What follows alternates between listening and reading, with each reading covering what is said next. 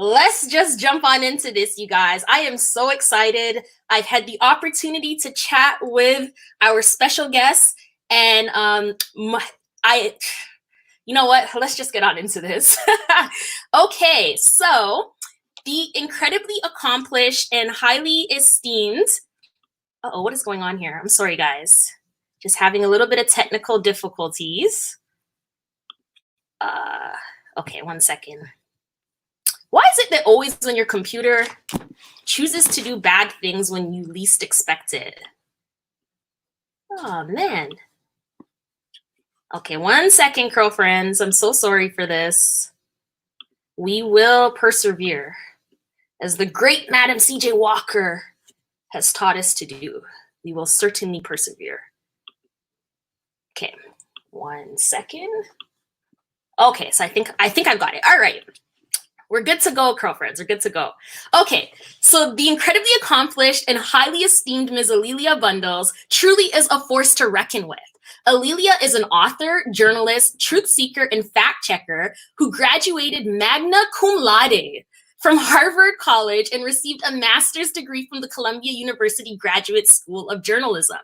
Coming from a journalist's background of excellence, A'Lelia enjoyed a successful professional career as a network television news executive and producer for 30 years at NBC News, and then again at ABC News, where she was the Washington, D.C. Deputy Bureau Chief and Director of Talent Development. A'Lelia's thought-provoking articles and essays have been published in popular publications including the New York Times, Book Review, Parade, Ms. Magazine, O Magazine, Essence, several encyclopedias and books, and on her very own blog, AleliaBundles.com. You guys should definitely check it out. A'Lelia's talents do not end there, though. A'Lelia Bundles is a speaker and MC, and she has appeared at universities, corporations, and book festivals, as well as on ABC, CBS, MSNBC, NBC, NPR, PBS, and BBC. A'Lelia is also a vice chair of Columbia University's Board of Trustees and chair emerita of the Board of the National Archives Foundation. A'Lelia Bundles funded the Madam Walker Family Archives, which is the largest private collection of Walker photographs and memorabilia. And she is also the brand historian for the MCJW hair care line of products that is exclusively sold at Sephora.com. A'Lelia has served as an advisor for countless documentaries, museum exhibits, biographies, scholarly papers, history texts. The list goes on and on. Most recently, however, A'Lelia provided historical facts about her great-great-grandmother, Madam C.J. Walker, for the wildly popular but fictionalized, I gotta emphasize that, fictionalized Netflix dramatic series, Self-Made. Please join me in giving a warm welcome and virtual round of applause for the incredibly amazing and highly esteemed Ms. A'Lelia Bundles.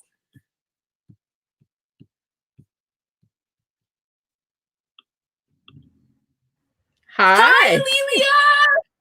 Thank you for that. Thank you very much. And listen, and I'm just so glad to meet you and to see the amazing work that you're doing, that you like are really a Renaissance woman, from your human rights work to your media work to your curl work, all of that. So I'm really glad that we're getting a chance to talk this evening. Thank you. Thank you so much. I am beyond humbled and honored to have you here on the show. Honestly, when you said that you were able to make it, I was like, stop everything. A'Lelia's coming. Cancel the schedule. So very exciting. Thank you. How are you doing tonight? I'm good. You know, I'm very busy. It seems like this last 3 months has really flown by, but the world is in such an interesting state right now. Both the pandemic that is throwing everything upside down, but the fact that this moment has turned into a Black Lives Matter moment, and that people all around the world are seeing these truths that we've known for a long time and responding. Right. It truly is a time to be alive. I feel like we're literally living in history. And speaking of history, A'Lelia, So you're a phenomenal author, journalist, truth seeker, and former producer for NBC. Would you please tell us more about your professional journey and your decision to transition from journalism to historian and advisor to the great Madam C.J. Walker legacy? You know, I have a story that's like so many journalists. As a kid, I loved to write, and that turned into being a journalist working on the school, junior high school newspaper, working at a radio station in college, and then getting a job in television as an intern. And that turned into journalism school, and then a 30-year career as a producer with NBC News, and then a producer and an executive with ABC News. But when I was in graduate school in journalism at Columbia University in New York, my advisor, Phyllis Garland, the only Black woman on the faculty, recognized my name, Alelia, with its unusual spelling, as people can see in the Chiron. And Phil knew that there was a connection to Madam Walker, but she said to me, do you have a connection to Madam Walker and her daughter, Alelia Walker? And I think she knew the answer. I'm pretty sure she did. But I wasn't walking around talking about my family. But Phil, when I confirmed that to Phil, she said, that's what you're going to write your master's paper on. That was the fall of 1975. So we are now many, many years later. And I have now written 4 books, and there's a Netflix series, and I have other projects that I'm working on. But it was kind of simultaneous. I was being a journalist and learning how to be a really good storyteller, learning how to do television news, and at the same time, in a parallel way, doing my research that turned into these various Walker projects. Right. And you know what? I think that's absolutely incredible. Just the journey that you've had from journalist and now to historian. It's such a perfect background in terms of really making sure that Madam Walker's history is properly represented over the decades. And speaking of properly representing her history, Madam Walker was heavily involved in philanthropy. This is something that is not as it's not as publicized, it's not as known. But if you do read the book, and I highly suggest everyone in the Girlfriend Crew does so, I've got mine. And her philanthropy and her political work in furtherance of promoting Black excellence. So Alelia, would you mind telling us a little bit more about? Sure. So, so people who saw the Netflix series, I'm really glad that that makes people want to know more about Madam Walker. But folks really, as you and I have talked, really need to understand that's not the real accurate story about Madam Walker. Octavia Spencer does a great job of showing the tenacity that it takes to develop a business and, sort of a general arc of Madam Walker's life. But what the head writer and the showrunners decided to do in that story was to create this kind of fake competition between 2 women, because I think they thought a soap opera theme was going to attract an audience. But they missed the opportunity to show what Madam Walker was doing in empowering other women and being a philanthropist, a political activist, a patron of the arts, things that are relevant to today's political conversation as we're trying to build our own businesses and trying to assert ourselves politically. So, just to understand that Madam Walker was the first child in her family born into freedom, born in December of 1867, and very poor. Her parents died when she was 7. She was poorly educated. She moved as a washerwoman when she was 38 and a widow with her daughter to St. Louis, where her older brothers were barbers. And they were members of St. Paul African Methodist Episcopal Church. Wow. And so her philanthropy, I think, and her political activism began to develop during that period of her life, where it was the women of the AME Church who embraced her and began to give Sarah Breedlove, that was her name at the time, Sarah Breedlove, a vision of herself as something other than an illiterate washerwoman.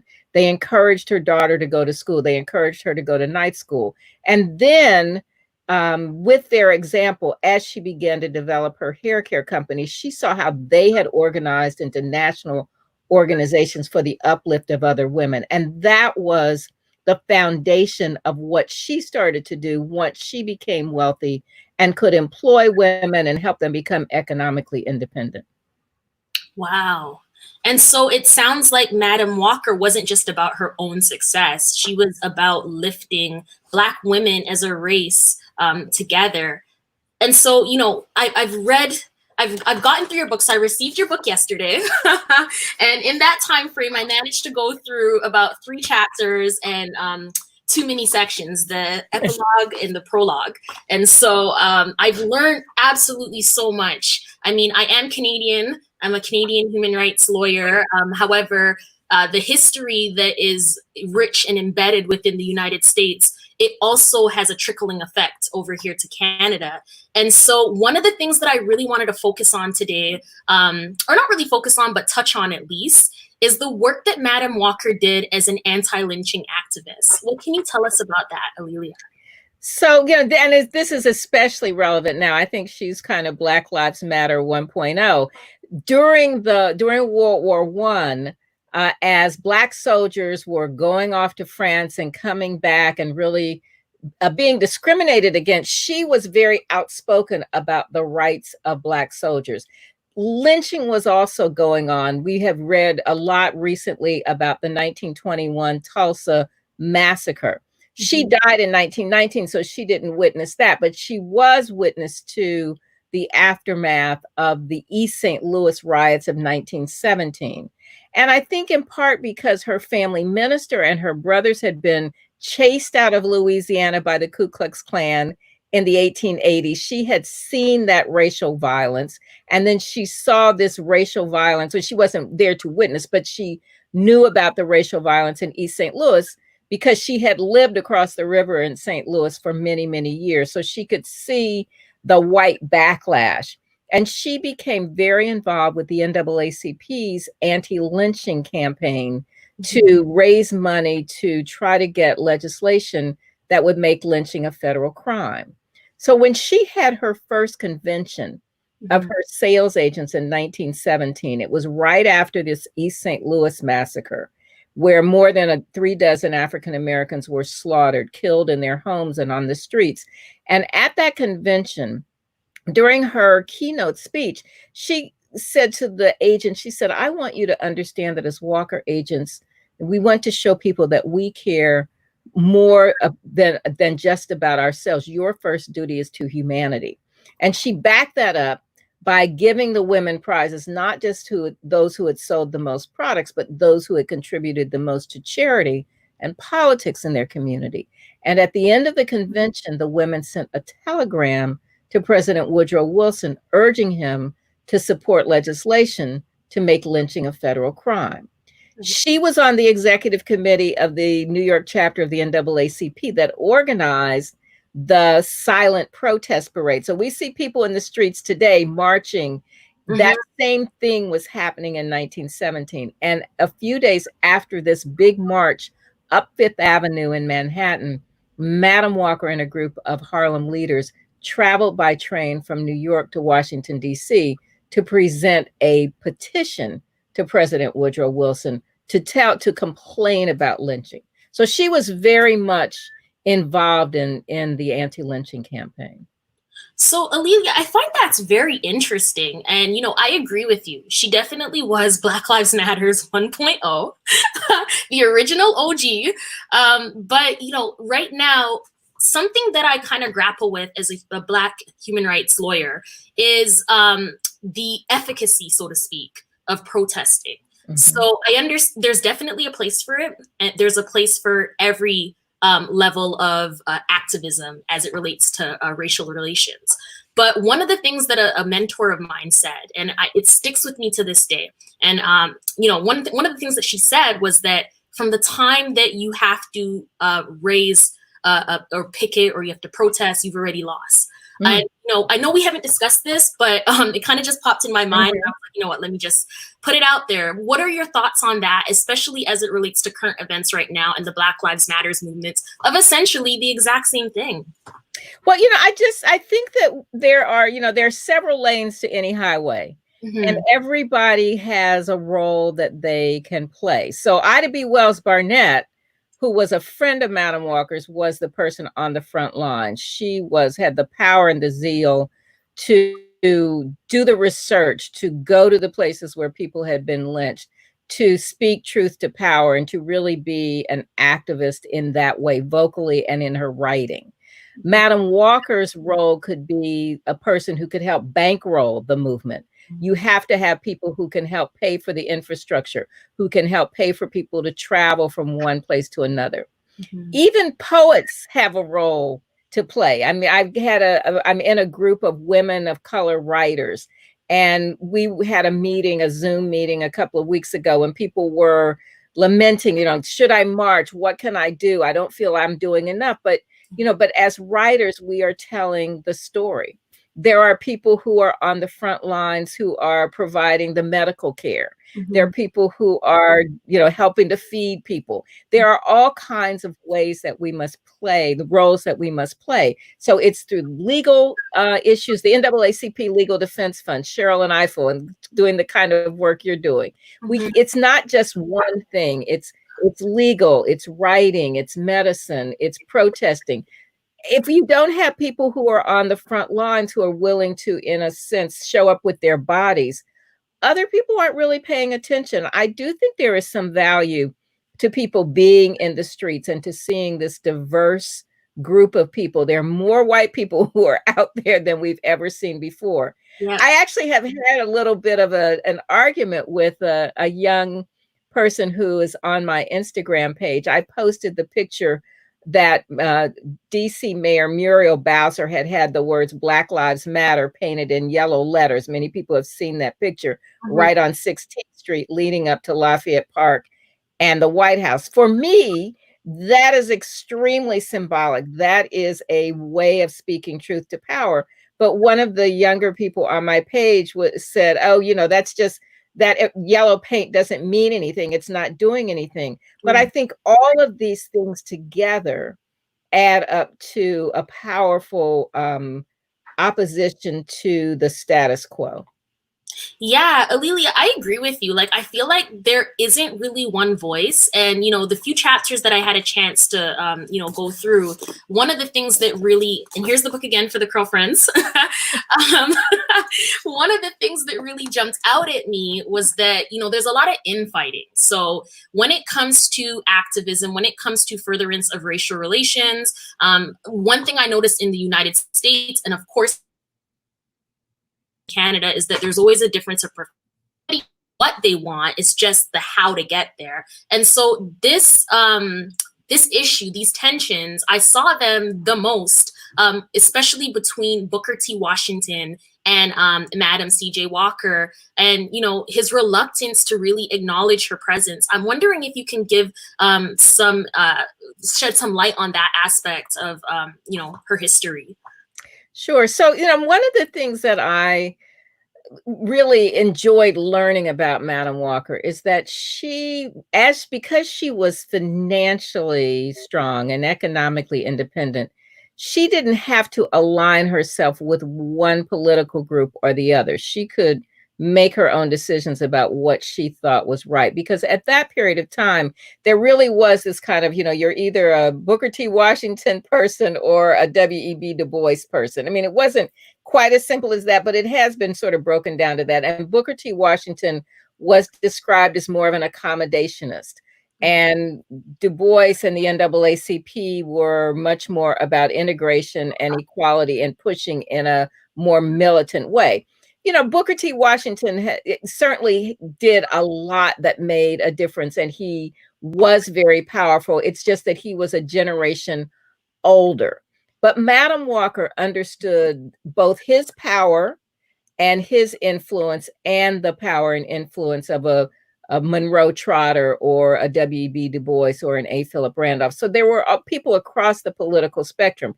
But she wanted to have Booker T. Washington's endorsement because he did have so much power and so many people respected him. So while they didn't agree on everything, on all of the political methods, she knew that many people would pay attention if he endorsed her. So they kind of got off to a rocky start because she wasn't part of his inner circle. She was pushing her way forward. She was being, a feminist. And even though his wife was extremely strong in her own right, Madam Walker didn't really fit the mold that he was looking for as members of his organization, but she finally won him over. So that by the time he died in 1915, there was a mutual respect between the two. I think that's one of the things that is really misportrayed in Self-Made. So I think it's important for people to understand they got off to a rocky start. They found some common ground, and then they were working in concert. At the same time, she didn't agree with everything that he was saying, but she could find the things where they could find common ground and coalition. And I think that's true anytime there is a political question to be answered. You're not going to agree on everything, but you can find a way that you can push forward and find some way that you can move your issue a little bit farther down the road. Yeah, I mean, as I read that piece, and the watching Self-Made, while it was a fantastic dramatic series, very entertaining, it's also very misleading as well too. And I don't wish to really talk too much about Self-Made because I think the biography itself is way more important. As a lawyer, I speak to authorities, and this is the authority of Madam C.J. Walker right now, not the Self-Made. So everybody here, right? Like, this is a must read. And if you can't find this book right here, I believe it's also the exact same book, is titled, On Her Own Ground. On Her Own Ground. On Her Own Ground. Yeah, so I'll just explain that to people because, that's a great cover. Octavia looks beautiful on that cover. But the original book was called On Her Own Ground, The Life and Times of Madam C.J. Walker. That came out in 2001. So this book is almost 20 years old. Yep. And that book is the book that was optioned for the series. And the publisher, as publishers do, they wanted to be able to, take advantage of some sales and to do a movie tie-in. So they have done a new cover with the movie title. But you can also buy the book with Self-Made, and you can buy the cover that has On Her Own Ground. It's exactly the same contents. Though the difference between the original book and the 2020 edition is that I wrote a new epilogue, so I could bring people up to date on what had happened during the last 20 years. Right. And it's a fantastic book. Like I've have it marked up everywhere with points that I wanted to raise. I know we only have an hour together, but one of the things that really stuck out to me, and I'd like to chat about further well, is the incentives that she created for her beauty culturists. I think that that's absolutely beautiful, and it's something that really resonates with the audience here on Financial Her Rocks, because one thing that the Curlfriend crew will, I'm sure they'll let you know that we're strong and we're together and we support each other. We share each other's items, each other's content. And that's very similar, not necessarily in terms of content, because obviously social media didn't exist back in the 1910s, but we really do work together. And so one of the incentives that I thought was particularly beautiful was the profit sharing framework. And so would you say that that's something that Madam C.J. Walker created, or was it something, because it seems like there's a lot of facts around a lot of women doing that.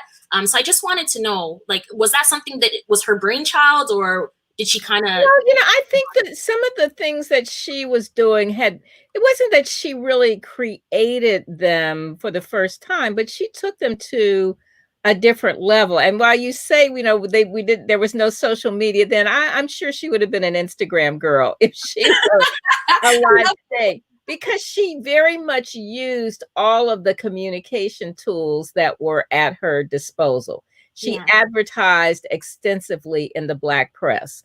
So at that point, there were literally hundreds of Black newspapers, Black publications, and she took out ads every week. They were mostly weeklies, but every week in the major ones in the major cities. She printed up flyers. When she traveled, she would hand out literature, order forms. She was really appealing to people. And then she had what was really an early 1900s version of PowerPoint, something called a stereopticon, glass slides that were then sent through a projector with light and projected onto a wall or onto a screen. And so as she traveled around the United States, she would arrange to speak at a church, and she would take out an ad in the newspaper. Madam Walker will be here next Tuesday night at 7 p.m. And she would give a big lecture that was about Black business and political events and current events and education. And then after she had spoken to 300 or 400 people or more in perhaps the upstairs of the church, then she would assemble a group of 10 to 15 women who were interested in being Walker agents. And as she lectured to them and described her hair care method and her products and how the sales worked, she would see what woman in the audience asked the best questions, who was curious, who the other women gravitated towards, who had charisma, and she'd make that person her lead agent. And then that person was the one to whom she would send the supplies, the supply station, and then she would distribute the products. And so the women would buy at wholesale. You know, if the product was 50 cents retail, they would get it for 25 cents and they would make the profit. And that, I think one of the things that I love most about Madam Walker's life is that she was giving women who had been sharecroppers and maids and laundresses making $1.50 a week or a day, the opportunity to make enough money to buy homes, to invest in real estate, to educate their children, and to create generational wealth. And, you know, even though we faced redlining and ways that banks were not lending money to us, that there are many people who tell me even now, you know, my great grandmother, my great aunt was able to buy a house. We still have that house, or she started investing in real estate. We were able to go to college, and we know that it is education and home ownership that are the things that create generational wealth. So she saw that and was very interested in creating homes for African Americans. Wow. I'm just completely awestruck at how before her time she was, especially somebody who, you know, started off as a washerwoman. Like, it's just incredible how intelligent and how before her time she truly was. And I feel that, you know, we call her Black Lives Matters 1.0, but she's also Buy Black 1.0. And so what are your thoughts right now on, you know, where the state of the Black beauty industry is? What do you think, based on your research and your understanding of your great-great-grandmother, how would she approach this right now in terms of kind of taking back the industry? Yeah, well, I think she would really see that it's really important for people to support companies. You know, Black owned is one thing, and that is really important to spend our dollars with Black owned. But it's also important for companies that may be white owned to see what their policies are. What kind of investment are they making in the Black community? Now, you know, I grew up in a household where both of my parents worked in the hair care industry. My mom's family was the Walker Company. My dad was president of Summit Laboratories, which was another Black hair care company that made chemical hair straighteners. So some of my summer jobs were filing beauty supply bills and invoices in my dad's office. And we would go to beauty shows. That was our summer vacations, often were centered around where the beauty show was. So I have seen this industry change, and I have a historical perspective where there were three major companies: Madam Walker, the Poro Company, and Apex, founded by Black women. And those companies were the premier, or at least prestige, Black-owned companies into the 1950s. But there were always white companies that were like Royal Crown or others that were really encroaching on the market and often trying to take over those Black companies. Into the 1960s, there were a number of Black-owned companies: Summit Labs, Soft Sheen, Johnson Products, and then Revlon and L'Oreal.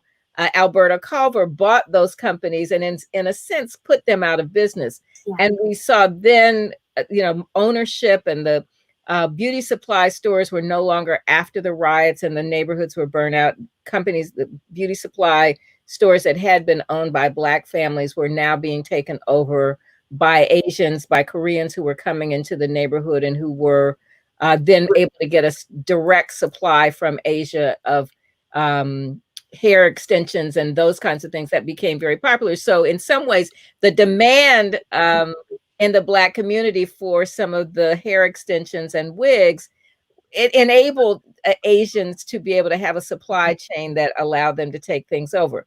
And then I think we got in partially fueled by social media.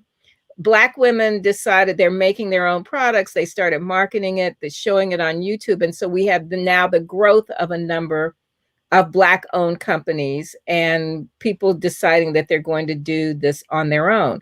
But I do want to make a distinction on this. So it's really important to support companies, to look at what the philosophy of the company is. And I will speak, directly to the Madam Walker line of hair care products, MCJW, which was created by Sundial Brands, the company that was founded by Richelieu Dennis. And people know Richelieu as the founding CEO of Sundial, which makes Shea Moisture and Nubian Heritage and MCJW. And Richelieu built that company with his Sierra Leone grandmother's shea butter recipes, starting to sell off a table on 125th and 5th Avenue in Harlem almost 30 years ago. And then built it into a $1 billion company. Now, Richelieu sold Sundial Brands to Unilever a couple of years ago. And that created a lot of confusion for a lot of people. They was like, well, now is Sundial white owned? But I think it's really important to understand how a company is limited in how much it can scale up without major investment to expand the company. And as Richelieu was looking at how he could expand into an international market, creating the infrastructure would take billions of dollars. Unilever had the infrastructure, and he will tell people he wasn't trying to sell his company, but every time he said, well, what about this and what about that, they answered that. And so he was able to sell the company, to take some of the proceeds from the company to buy Essence, which was not Black owned at that point. Now it is. And then to create a venture capital, $100 million venture capital fund for women of color entrepreneurs, so that he is investing in Black women's businesses. And then to create a foundation that bought Madam Walker's mansion in Irvington, New York, so it can become a think tank for women of color entrepreneurs. And also to develop community commerce, which supports the Ghanaian women who are supplying the raw materials for his company, and to be involved in investing in people during this very difficult time. So there's Black ownership. And if it's a small company and you see that there are companies like Lip Bar that are giving some of their proceeds back to the community during this challenging time, but there also are corporate responsibility policies at companies that may not be Black owned, but that are investing in the Black community. Right. I'm so thankful that you explained that, Alelia, because I think one of our beloved companies, I never pronounce her last name currently, Courtney Adeli of The Main Choice. She's the founder and CEO, of course. And on Juneteenth, there was some conversation about what exactly happened with her sale of her company. And so I understand exactly what happened, just having that legal perspective. She's continuing to retain ownership in the larger umbrella company, and then the subsidiary, which is now The Main Choice. Of course, she still has some, has great influence there. And so much of the community was very upset about that. And I know we're kind of going off. No, but I think it's important for us to talk about that. Thank you, Alelia, so much. I appreciate you being open to just flowing, but part of that conversation, the community was confused, the community was upset. Because they felt that, here comes this white company. It's called Mav Brands, I believe it is. It's a Canadian company. And so she explained it quite eloquently, quite well. And I think most people now understand. But I think I'm also of the opinion, I stand with you in solidarity on that point, that, you need the capital to expand globally. You need the capital to move in different markets, but you also need the legal know-how to develop a sophisticated understanding of how to do so and how to retain your ownership. And so I feel that Madam Walker would have been a proponent of that, of utilizing in a strategic way the different resources that are available to you, even if it might appear prima facie on its face to be a not so great Black pride type moment. But if you dig a little deeper underneath the layers, it's something that is phenomenally moving the race forward. Yeah, I mean, I think that there, the examples of some of those companies when L'Oreal and Revlon and Alberto Culver were buying a number of the previously Black-owned companies during the late 60s, well, during the 70s is when it really started to happen. Mm-hmm. They, in a sense, were buying them up so they could put them out of business. They were, they were like, we'll buy you, and then that eliminates it. And I remember with my father on Saturdays, going with him when he was president of Summit Laboratories and going to, one of the big drugstores, and we would go in and he would look on the shelf and see how much space the Summit Laboratory products had and how much space all of the products that were owned by Alberto Culver and L'Oreal and Revlon had. Well, they had the muscle to tell those big stores, you're going to give us more shelf space than anybody else. And so they were trying to push out the Black-owned companies. So, and that's one of, I think Richelieu Dennis has been very vocal about that, about where the products are placed and what kind of shelf space they get and what kind of representation there is. So it is a very political thing, and it is about how do we retain control, but also how we make sure that our products are high quality and what kind of investment is coming back into the community. When you go to the Essence Festival this year is going to be virtual, so people can watch this coming weekend. They can register and watch this coming weekend and the next weekend, rather than it being 5 days in New Orleans. But there is a business entrepreneurship component that gets larger every year. Mm-hmm. There are business plans, and $100,000 last year was given to over a dozen companies. Women came and did their pitches to get capital to invest in their businesses. So I think, as we look at that, that's really what we have to have: investment in our companies. We have to have venture capital that goes into our companies, and it's rich, and not just rich, but others who are doing that's going to make a difference. It's ownership of our companies and then expanding those companies. And, many people build a company to sell it. Mm-hmm. We just aren't accustomed to that because we never get our companies big enough to do that. That's true. And then we feel that it's a version of a sellout, when in fact it's a version of upscaling and moving your brand and your voice even further. And we can invest in others or start another company. That's true. And that's exactly what Courtney has done, and what she explained so eloquently on her Juneteenth. So speaking of, forward and encouraging other Black women to expand,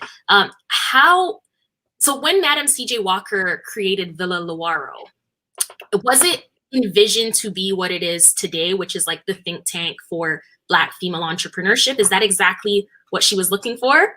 Well, I don't know that she thought of it exactly that way, but I think she'd be really happy with it, because when she built it, she knew that she was intentionally building it in one of the wealthiest zip codes, even though there weren't zip codes then, but she was building it in one of the wealthiest zip codes in America. Mm-hmm. John D. Rockefeller lived 5 miles away. He didn't live next door, but 5 miles away. But she wanted people, both the white people who were driving by to see her house and the Black people who would come visit, to be inspired. She said, I'm doing this not to show off, but to inspire young Black boys and girls so they can see what is possible. And she did intend for it to be left to, in her will, to the NAACP, because at that point it was the most activist Black organization. But as it turns out, it was during the Depression when her daughter died, and so the taxes and the upkeep were too great, and it was sold to a white women's organization who owned it for a few decades. Then it was owned by someone else, and then by an African-American couple for, I don't know, I guess 20, 30 years, and then bought by the foundation that Richelieu has created. But it really, I think it's taken on a vision that she would very much support. Mhm. And that while the NAACP might have been who she ultimately, initially wanted it to go to, the fact that it's going to be something that is a think tank and an incubator for Black women entrepreneurs has to be something that she would have been in total agreement with.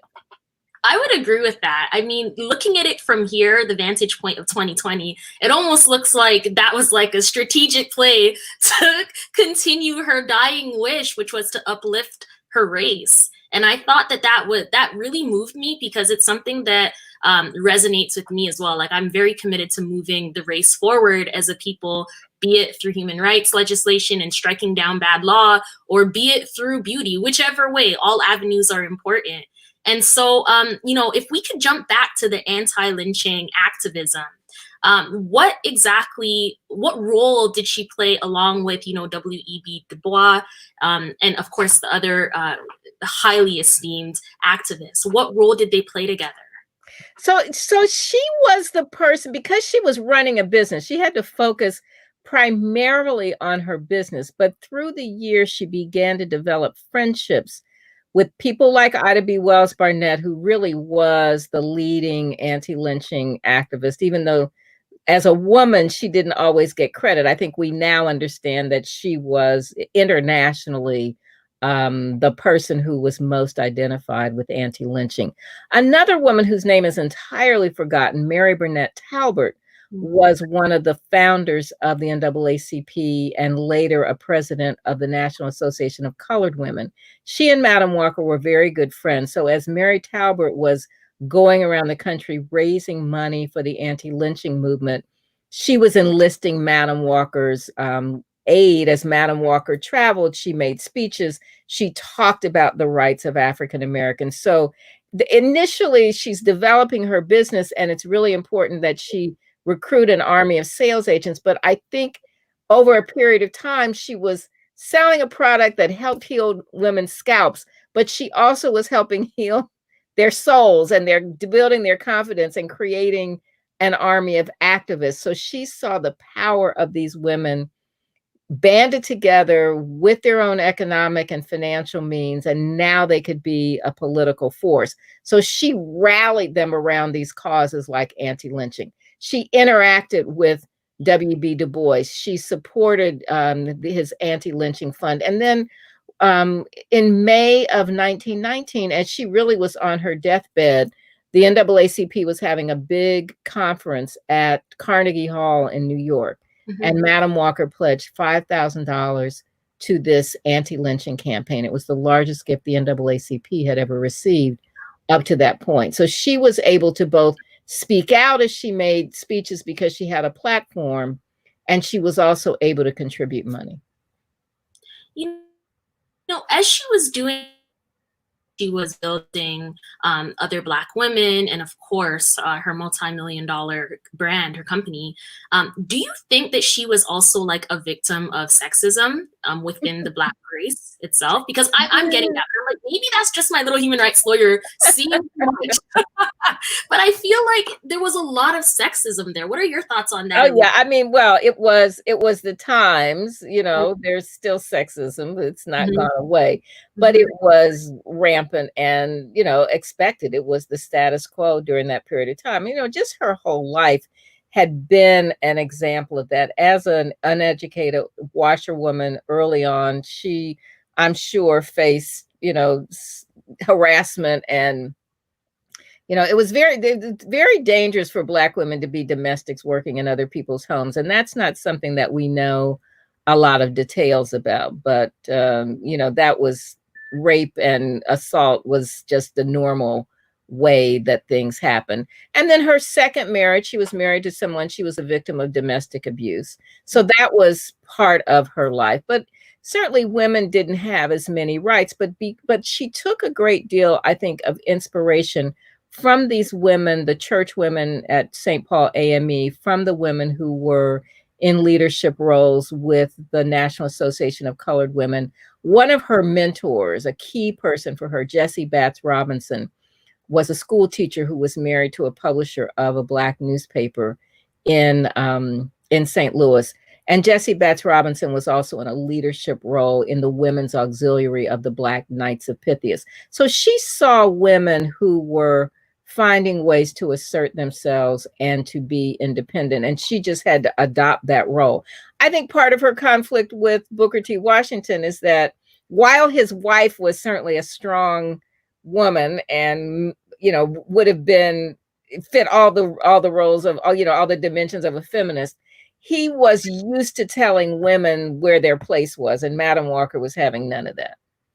Yes, that's exactly what I gathered from that. Because even as I was reading it, I was getting mad. I was like, let her speak. Like, this is somebody who has contributed an unprecedented amount of money, and you are still disrespecting her even after she busted through all of the challenges and barriers that, you know, were placed in her way.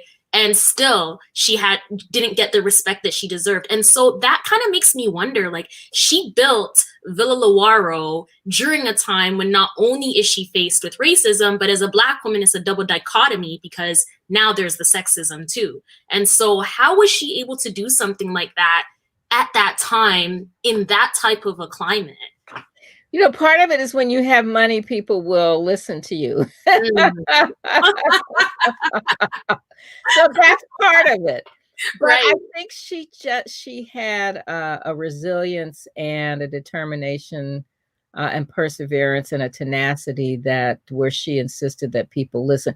But, you know, I can see from her letters where, you know, one of the things we're really very, very fortunate that we have almost 50,000 documents, business records, personal letters, photographs, all kinds of newspaper articles, all kinds of things that really tell her story. But I could see even when she was planning the party, the opening party for Villa Lawaro, she wanted Emmett Scott, who was at that point the, you know, Secretary for Negro Affairs in the War Department during World War I. Mm-hmm. And she was having a bit of a battle with him. She wanted to have the conversation at this opening party to both be enjoyable and to show off her house and to have music and entertainment and great food. But she also wanted it to be a political conversation. So she was in a bit of a battle, even with the guest of honor, trying to push him to have a political conversation. Mm-hmm. But she knew that ultimately she was being gracious, a gracious host, but she also wanted to have, you know, her way about this. Of course. That totally makes sense. I mean, she's earned her badges, she's earned her stripes, she's a force to reckon with. Of course, why not? I mean, that only makes sense to me. So speaking of which, you know, all of this great movement is going on for the Black race, and she's absolutely killing it. But in 1918, there are some allegations that arose, which ultimately caused Madam Walker to be put under surveillance by a Black War Department spy, a Black spy at that. Right. You know, that's a conversation in of itself. But can you maybe perhaps a little bit further, Leah? Sure. Well, and you know, and this goes to, you know, this also goes to some of the sexism. At one of the moments when they were being spied, when she was being spied upon, as the war was going on, Madam Walker and a number of African American leaders were really speaking out because Black soldiers were being treated really badly. They weren't allowed to fight. They were discriminated against in France. They were the leadership, the white leadership in the army was telling the French that Black soldiers had tails. I mean, it was just a horrible racism and white supremacy. And Madam Walker was speaking out against that. And she was being criticized by some of the white leadership that she shouldn't be saying these things. And she was being un-American. And she's like, you know, I'm a patriot, but you're not supposed to mistreat people. So as the war was ending, a lot of African Americans were very engaged in what was going to happen to the former German colonies in Africa. Mm-hmm. And they wanted to go to Paris to observe the peace talks and to see if the world's people of color could not be on center stage and to make some demands. And the US government was very embarrassed by the fact that there was lynching and that they're trying to make, quote unquote, the world safe for democracy, but they're not treating their own citizens who happen to be Black well. So Madam Walker and Ida B. Wells went to a convention in Washington, D.C. at Metropolitan AME Church, where an organization was electing delegates to go to Paris. And they, as the only two women who were on the slate, received the most votes. And the men said, well, we can't let these women go. And then Madam Walker and Ida B. Wells protested. So that was one of the moments when this spy was spying on them. And then there were other meetings that Madam Walker had with Marcus Garvey. And they were written up in this report, this sort of report that wasn't public, that was hidden. And so Madam Walker, they were described as Negro subversives, which just made me laugh, because I thought, thank goodness they were Negro subversives. Yeah, that sounds like a lot of what's happening right now, actually. Yes. My goodness, the things that she had to go through. I mean, she also was able to find her way to the White House in 1917 during the segregation era. Like, how did that happen? So after this silent protest parade, she and the Black leaders took this petition to Washington, and they had been told, there were always a few Black people who had some limited access to the White House, or somebody who knew somebody. And, so there was always some way to get some kind of access. And this group had been told that they would have a meeting with President Woodrow Wilson. And so they arrived at the appointed time at the White House on the porch, ready to go in. And Woodrow Wilson's chief of staff basically came downstairs and said, well, he's busy with something else. He can't meet with you. But he did not want to have that confrontation with a group of well-educated, well-spoken African Americans. A few years earlier, he had a big confrontation with William Monroe Trotter, Harvard graduate, a publisher of a Boston newspaper, and they had a very contentious encounter, and that had been written about. And Woodrow Wilson did not want to have the same kind of encounter with another group of Black people, because he knew they were going to report exactly what went on. Yeah. And they would be taken seriously because they're highly educated, because they're highly esteemed. Exactly. That really makes sense. So the strategy is just to shut down. Wow. And I mean, sounds familiar, doesn't it? Sounds so familiar. So much has changed, yet nothing has changed at all. Mm-hmm. Wow, it's crazy how the same tactics are just recycled over and over and over again. It really is. It's a playbook that has unfortunately been very effective. Yeah, one of one part of a page in that playbook, so to speak, is finding a well-spoken African American or African Canadian person to advise in the background how to best deal with the African Americans. And so what's your take on that? And like, how would Madam C.J. Walker on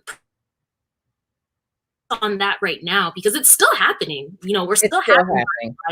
She would have had no patience for it. I saw a video yesterday that was, really quite insulting to Black Republicans, but it was, the sort of the coons, the Uncle Toms, and that she would have had no time for that. It's like, really, why are you defending the indefensible? And she just, there's one incident where when she had this opening party at Villa Lawaro, there were a number of prominent white guests who were there, and some more progressive than others.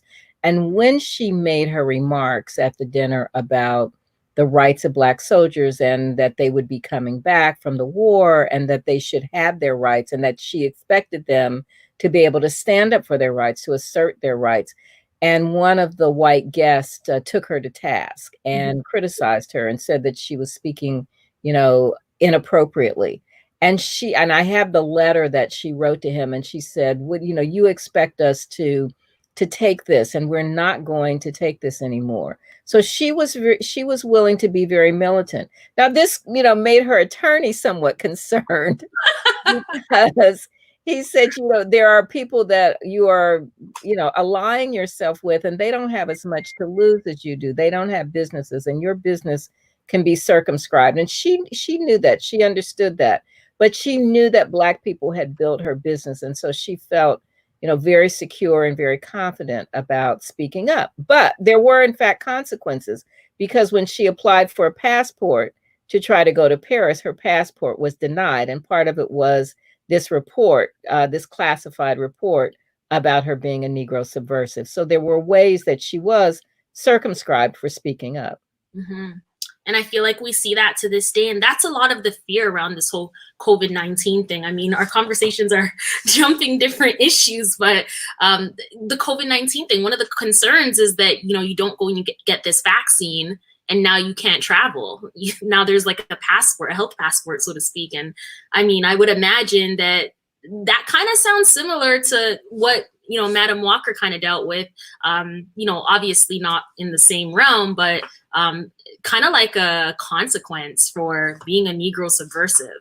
Yeah, I mean, I think we don't know all of the things. This is why it's so important that people vote in November, and because another term with this particular person in the White House will be irreversible. Certainly for the next half a century, we'll be feeling the consequences. It's already going to be bad enough, but the immigration issues, the law and order, the voter suppression, the police brutality, all of those things will just get worse, and they will be more entrenched because they will be codified. Right now, there's still the rule of law still sometimes, rears its head despite the attorney general that we have. Right. But if these things get, passed into law, it makes it that much harder to change things. It's already tough with the Supreme Court. It is so tough. And one of the things that aren't lost on me, speaking of the Supreme Court, Madam Walker was born in Delta, Louisiana in 1867. 1867 was the year that Canada became Canada pursuant to the Constitution Act. It wasn't, prior to then, it was just a compilation of treaties, but with, of course, the Indigenous peoples. But what was her take on Canada, if any at all? I know that there was some expansion into the Caribbean with her daughter Aurelia, but what was the expansion into Canada, if any at all? I don't know, but of course there is this connection between people of African descent in the United States who escaped to Canada, and of course, as you know, who created communities. In fact, I can't reach it. I have to lean over the computer, but I have the $10 bill. Oh, nice! I love that. When I came to Toronto, which is where Self Made was produced, someone gave me Lena Cordina, who lives in Canada, gave me one of those, and so I cherish that. But apparently, Madam Walker's story was reaching Canada because it was inspiring other women. And of course, with so many people who are from the Caribbean who were also going to Canada and going there later in the 20th century, I think there's a connection. I don't have any evidence of Madam Walker herself traveling to Canada, but I'm sure she was shipping products there. Don't forget us Canadian, especially Canadians with the NCJW Sephora line. I've been looking for in the Sephora on the US-based site, of course. Right. And we're getting ready to do some new things within the next month or so. So I will keep you posted. Thank you. Thank you so much, Alelia. It is about 20 seconds to 10:30. I wanted to give you the opportunity to share with us anything that you feel might be useful to an audience of future beauty brand owners and the forerunners of this moving the needle forward on Black beauty. Any thoughts? I would encourage people to follow me on Twitter and Instagram at Alelia Bundles, and to come to my websites, aleliabundles.com and madamcjwalker.com, and sign up for my newsletter, because I will be giving news of whatever I'm doing next. But I also will say, Madam Walker said that people often ask her the secret to her success. And she would say to them, first, you've got to have a great product. You got to promote it. You've got to invest in the people. You've got to empower people. Surround yourself with talented people, and then let them do their thing. But, make sure that you've got smart people around you. But she also would say there is no royal flower strewn path to success. And if there is, I've not found it. For whatever success I have attained has been the result of much hard work and many sleepless nights.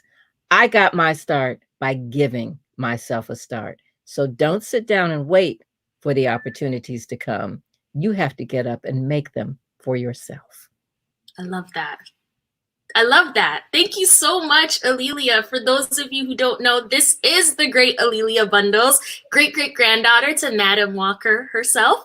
Definitely go out and pick up the book. It's right here again, Self-Made. And if you can't find Self-Made because it's that amazing, then you want to look up On Her Own Ground, and it's the exact same book. Before we go, Alelia, I know you're writing something right now. Can you share some details? Sure. I'm doing a biography on Madam Walker's daughter, Alelia Walker, and her life in Harlem between 1913 and 1931. And she was a great patron of the arts who traveled internationally, met the Empress of Ethiopia, went to the coronation of the Pope in Rome in 1922, went to London, Paris, Monte Carlo. So she has an amazing life. Wow. Well, I will definitely be looking for that book because you are an amazing author. My husband's in the background. He's also a lawyer. And I'm like, Carl, I can't put this book down and I need to do my makeup. It is so good. I really felt that I was right there with Madam Walker and Booker T. Washington and W.E.B. Du Bois. Amazing. Absolutely amazing. Thank you, Alelia. Thank you, girlfriend. Thank you. We very love much. I look forward to staying in touch with you. Yes, likewise, please. Bye, guys. Bye, girlfriends.